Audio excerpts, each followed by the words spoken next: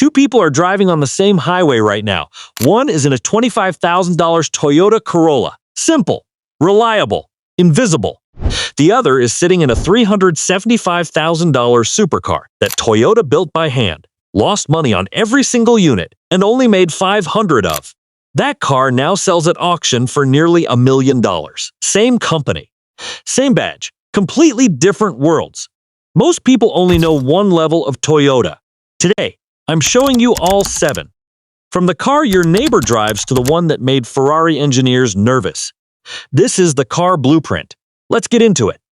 Before we get into the levels, here's something most people don't know. Toyota didn't start as a car company. They built textile looms, automatic weaving machines. In 1937, the founder's son, Kiichiro Toyota, convinced the family to pivot into automobiles. Not because there was demand, because he believed Japan needed to make its own cars. The early attempts were rough.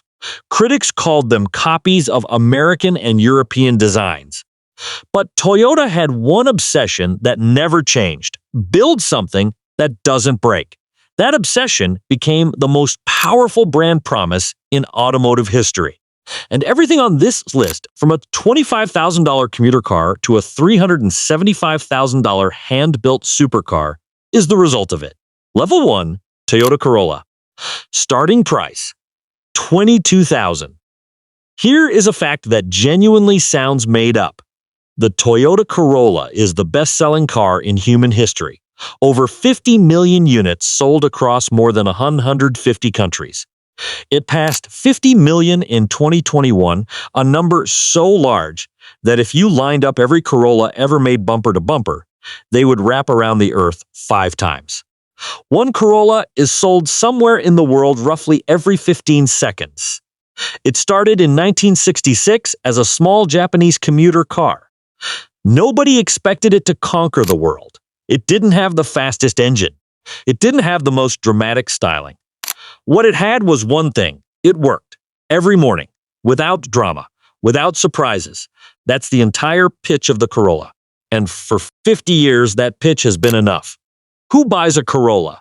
The college student who needs to get to class. The first-time car buyer who can't afford a mistake. The retired school teacher who bought one in 2004 and is still driving it because it still runs perfectly. The Corolla doesn't try to impress you. It just never lets you down. And for most of the world, that's exactly enough. Level 2, Toyota Camry. Starting price, $28,000. The Camry has been the best-selling midsize sedan in America for 23 consecutive years. Not the best-selling Toyota.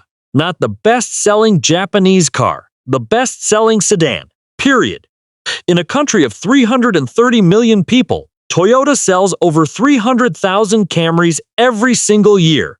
Here's a comparison that puts that in perspective. Mercedes-Benz celebrates when they have a record sales year in America. Their best year ever, they moved around 330,000 vehicles. Every Mercedes model combined. Toyota sells nearly that many Camrys alone. The Camry arrived in America in 1983 and did something simple. It showed Americans that a Japanese family sedan could be better than what Detroit was building. More reliable, better fuel economy, better build quality. The kind of car you could buy, drive for 200,000 miles, and sell for more than you expected. Your mechanic probably drives one. Your insurance agent probably drives one. Your kid's pediatrician probably drives one. These are people who understand the math of car ownership better than most, and they keep choosing the Camry. That's not an accident. That's a 40-year track record. Level 3, Toyota RAV4 and Highlander. RAV4 starting price, $30,000 Highlander, $40,000 the family tier.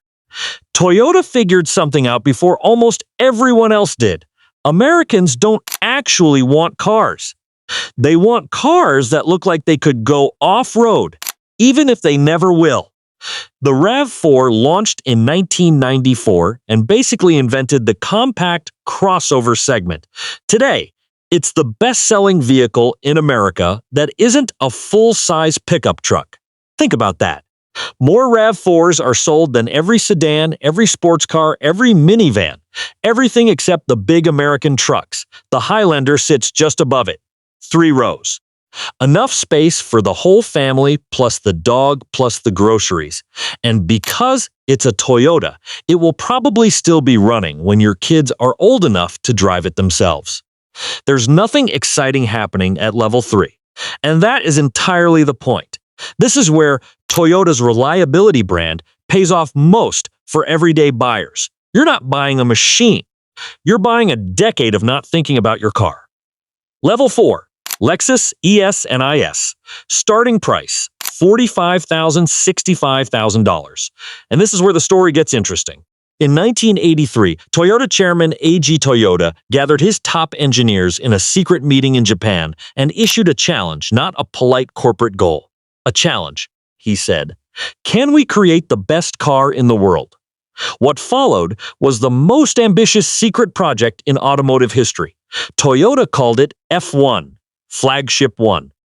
They assigned 1,400 engineers, 2,300 technicians, and 60 designers to the project. Over $1 billion was spent before a single customer saw the result. More than 450 prototype vehicles were built and tested. The reason it was secret?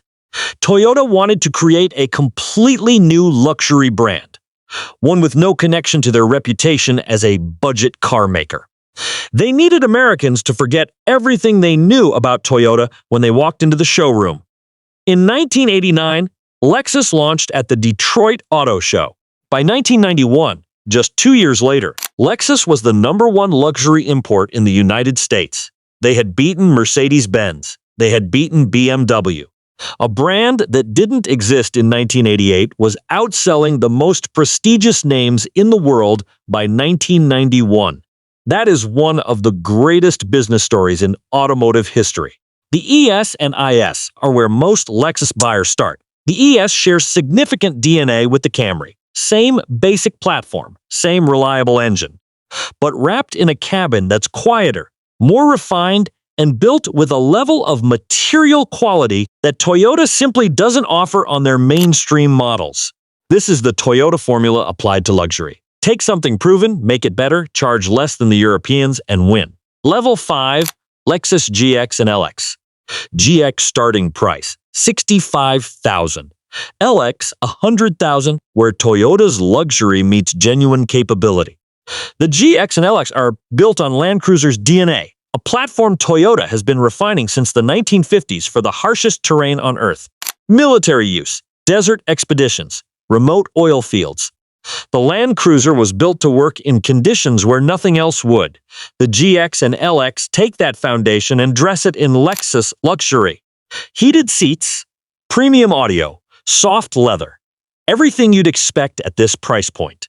But underneath, it's a machine that can ford rivers and climb mountains if you actually need it to. Here's what makes this level genuinely special for buyers. Reliability data on the GX is remarkable. It consistently ranks at the very top of long-term ownership surveys. Mechanics who work on these vehicles say the same thing. They don't come in often, and when they do, it's usually maintenance, not repairs. At $65,000, the GX might be the most underrated vehicle in the entire luxury SUV market. Level 6, Lexus LC500, starting price, $100,000. Used, $60,000, $75,000, Toyota's most beautiful secret. In 2017, Lexus launched the LC500, a stunning Grand Tourer with a 5.0-liter V8, 471 horsepower, and some of the most dramatic styling ever put on a production car. Automotive journalists called it one of the best-looking cars made in the last 20 years. And somehow, almost nobody talks about it. The LC500 exists in a strange space. It's too expensive for people who buy on price. It's not exotic enough for people who buy for status. It's a $100,000 Lexus in a market where 100,000 buyers usually want a German badge. But here's the thing about that. On the used market, LC500s from 2018 and 2019 are sitting at $60,000 to $75,000. You are buying one of the most beautiful cars of the decade, with a naturally aspirated V8 that sounds genuinely spectacular for the price of a well-equipped SUV. This might be the most undervalued car on the used market right now, and most people scroll right past it. Level 7, Lexus LFA. Original price, $375,000. Current value, $500,000, $1,875,000. The car that Toyota probably shouldn't have built, and the one they should be most proud of. The LFA story starts with one man, Akio Toyoda, the CEO of Toyota and grandson of the company's founder. In the early 2000s, Toyota had a vision that didn't make financial sense. He wanted Toyota to build a true supercar, not for profit, not for market share, to prove that Toyota could. The engineering team spent nearly a decade developing it. They started with aluminum, the conventional choice for lightweight construction. Partway through development, they switched the entire body to carbon fiber, a material so advanced that Toyota had to build their own carbon fiber weaving machines because no supplier could meet their specifications. The engine is a 4.8-liter V10 developed in partnership with Yamaha. It produces 553 horsepower and revs to 9,000 RPM. Here's the detail that still gets engineers talking. The engine revs so fast that a traditional analog tachometer physically could not keep up with it. The needle moved too slowly to accurately display the engine speed. So Toyota designed a custom digital tachometer specifically for this car. An instrument that didn't exist before the LFA required it. The exhaust note was described by one Toyota engineer as the roar of an angel. Top Gear named it one of the 5 greatest supercars ever made. Toyota built 500 units, 20 per month by hand, at a dedicated facility in Japan.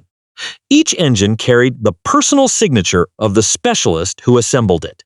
And here's the part that makes the LFA story genuinely extraordinary. Toyota lost money on every single one they built. The development cost was so high, the production process so labor-intensive, that $375,000 per car wasn't enough to cover it. Toyota didn't care. This was never a profit project. It was a statement. But buyers weren't sure what to make of it. A Toyota badge car at Ferrari prices? Some LFAs sat unsold at dealerships after production ended. For a brief window, the greatest car Toyota had ever built was being ignored. Then the collectors arrived. Starting in the late 2010s, the LFA began to be recognized for what it actually was: a brilliantly engineered, hand-built, limited production masterpiece with a naturally aspirated V10 at a time when the rest of the industry was moving to turbocharging and electrification. Today, the average LFA sells at auction for over $900,000. A Nürburgring package example sold in 2023 for $1,875,000. The car Toyota couldn't give away a decade ago now sells for 5 times its original price. Toyota built a masterpiece, priced it wrong, and accidentally created one of the greatest collector cars of the 21st century. So here's what all 7 levels of Toyota actually tell you. Toyota didn't set out to build the world's most reliable cars. They set out to build cars that wouldn't embarrass them. The reliability was just what happened when that standard never dropped. Across 90 years, across every price point, across every market on Earth. The person driving a $22,000 Corolla and the collector who just paid $900,000 for an LFA are getting the same thing. A Toyota guarantee that whatever they paid for, it was built to be exactly what they were told it was. Most car companies make cars. Toyota makes promises they actually keep. If this breakdown was useful, subscribe to Car Blueprint. Every video breaks down how things actually work, not how the brochure describes them. See you in the next one.